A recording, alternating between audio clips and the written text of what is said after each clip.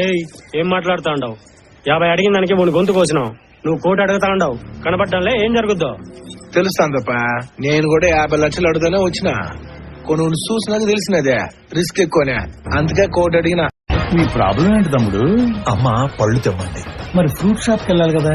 నిన్నెవడో ఇంటికి వచ్చి పళ్ళు గట్టిగా నూరాడంట. ఆడి పళ్ళు తెమ్మంది. లైన్ లో నిలబడి ఉల్లిపాయలు తేవడాలు, టైంకి లేచి పిల్లల్ని రెడీ చేసి స్కూలుకు పంపించడాలనుకున్నావా సెటిల్మెంట్ అంటే?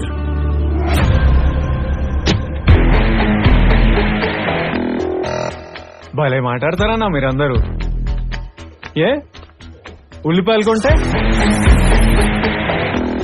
ఆడు మనిషి కాదా? పిల్లల్ని రెడీ చేస్తే ఆడు మగాడు కాదా? ఏమిటోయ్ నా ఫోన్ ఏం చూసావా? నాకేం తెలుసండి, అక్కడ ఇక్కడ పెట్టుంటారు చూడండి. ఎక్కడ పెట్టినప్పా?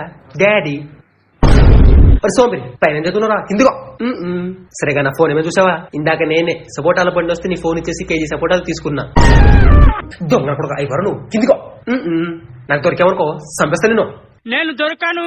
నేను అందినంత ఎత్తులో ఉన్నాను. నన్ను పట్టుకోవడం ట్రై చేస్తే దారం అయిపోతుంది.